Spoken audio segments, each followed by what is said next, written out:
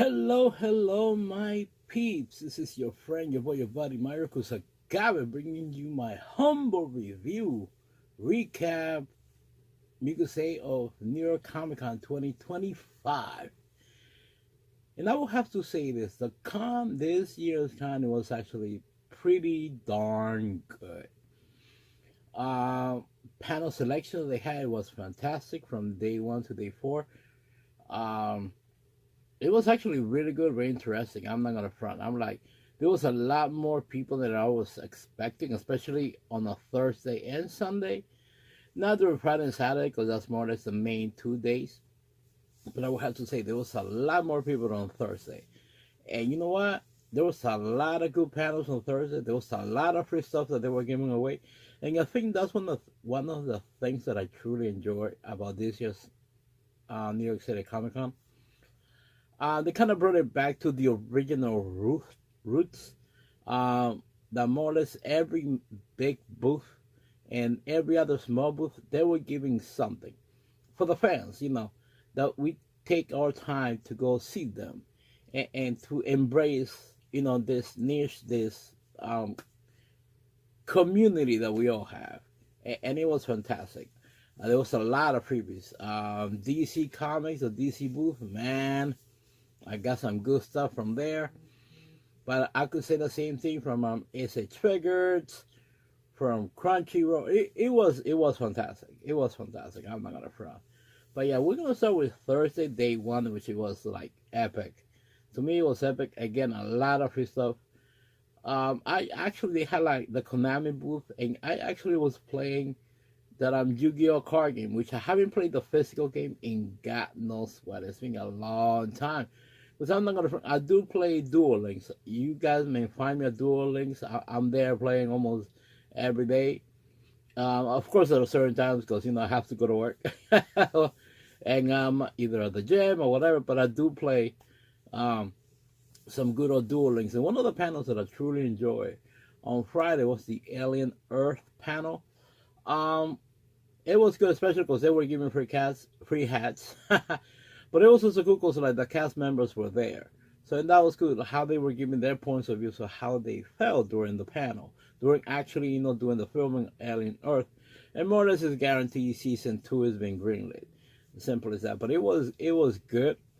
It was actually like a lot of good memories playing against my boys Mark and Martin, because it was fun. It was a lot of fun. So yeah, like day one was really good. That Thursday was a good panel. Again, a lot of free stuff. I'm not gonna say like anyone that says the New York City Comic Con was not giving free stuff is a liar. You just didn't know where to look, or you were not walking the floor smart. Because everybody was giving free stuff. Like sometimes you may have to do certain things, like like follow social media, whatever. But they were giving free stuff. I'm telling you, I picked up a lot of free manga and stuff. That's all I have to say. Yeah, day two was cool too, very cool. Like it started with the Running Man panel, man, and that was cool. Glenn Powell was there. Edward Wright, the director, was there. They showed different clips from the movie, which it was pretty cool. And they were doing like describing of how those particular scenes were done, especially how massive this film was made. And this one, of what I saw, even the new trailer they released, it's a bit more closer to the actual book. Nothing against an '87 Stallone movie, Schwarzenegger movie, because that was a fun movie as well. But this is more based towards the book, and it was good. It was good. I will have to say this: the One Piece panel was fantastic as well. We had the director and voice actors of Brooke and Lily, which it was cool. I was like real fans of One Piece, and that's awesome when you actually have a real fan of One Piece, working on One Piece, because you see the emotion and everything in there. And it was fantastic. We got like glimpses of the new episode that's going to come out in Crunchyroll, I think in the next 2 weeks, and that's pretty cool. And I will have to say this was pretty awesome on that day.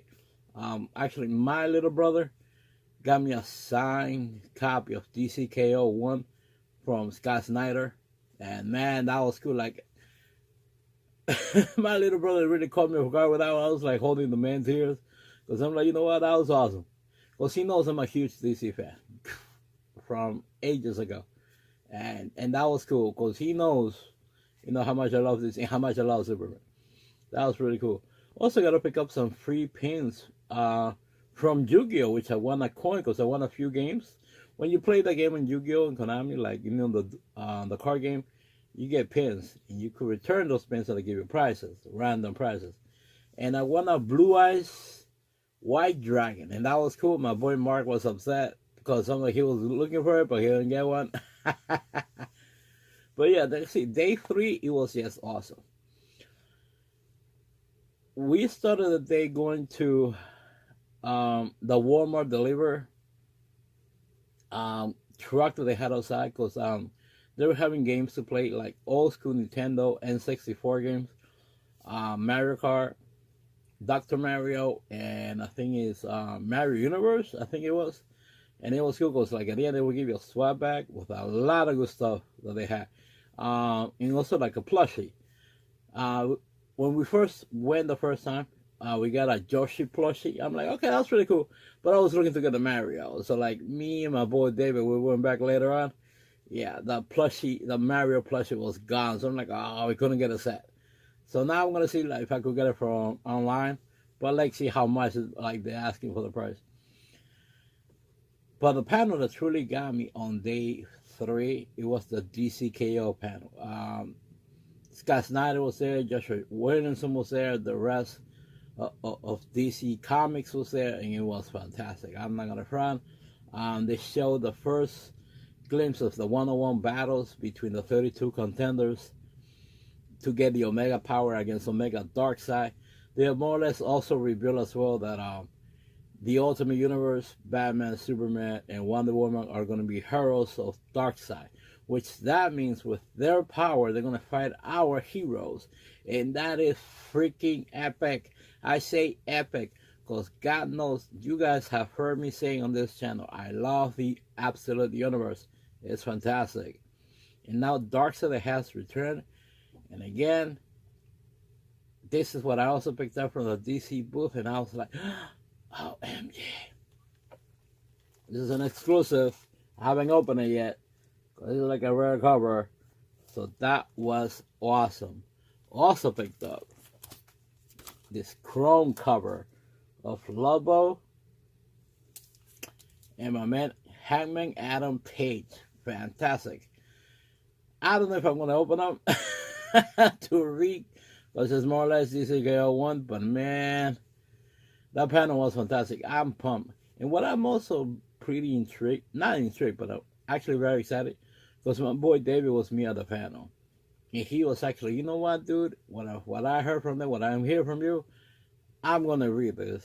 And I'm like, that really got me so pumped because this has to be the year of DC.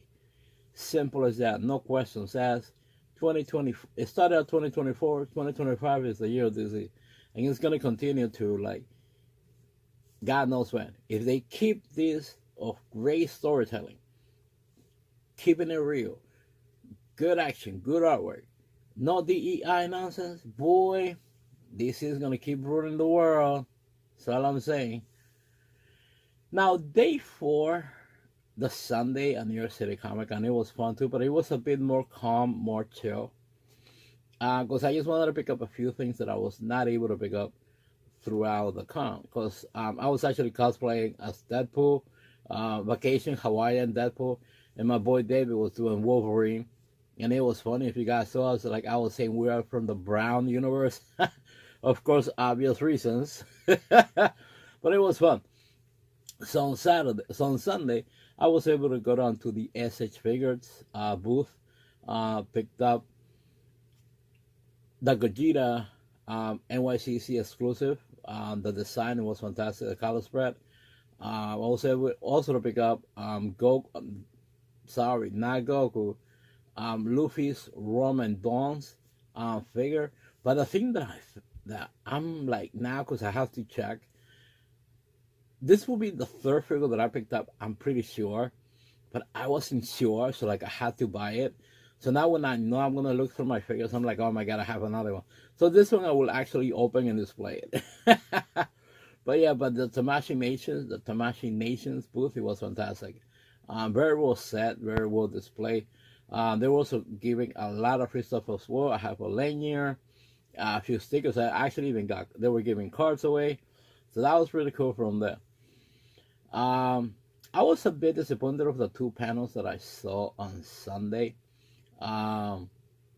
Especially with Digimon Beat Break, which is the new series. I read on that on the content of the panel that they were actually going to show the first episode. I'm like, okay, cool, I'll give it a new look because I am a fan of Digimon.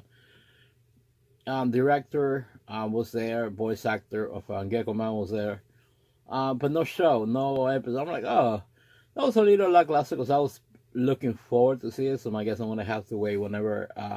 Apparently, I'm not sure if it's gonna be on Crunchyroll or Hulu, but I guess I'll give it a look whenever it comes out.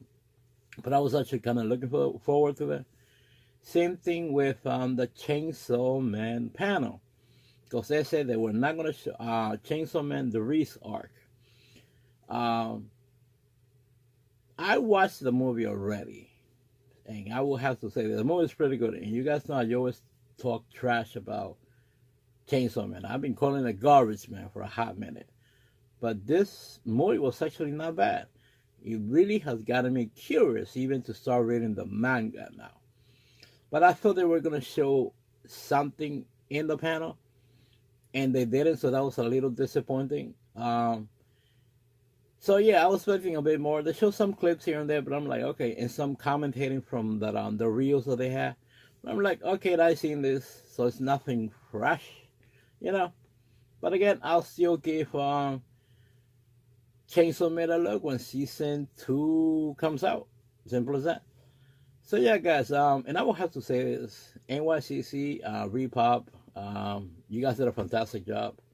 2025, the way it was set up for everyone, it was great. The panels were well spread, even though, of course, like always, the show floor will always be congested because it don't matter. But it was actually very walkable as well. And the panel selections and the distribution, it was great. Well, easy to locate to get to. Actually, for do the lines as well. So I will have to give a lot of credit to Reaper for this. And I cannot wait to see what they're going to do for the 20th anniversary, which is on 2026. Now, this is crazy because I've been going to New York City Comic Con since day one. Since the first one. We'll see what they're going to do in year 20 now. And hopefully, I could get a pro pass. Because I've been applying for the past few years. So let's go 2026.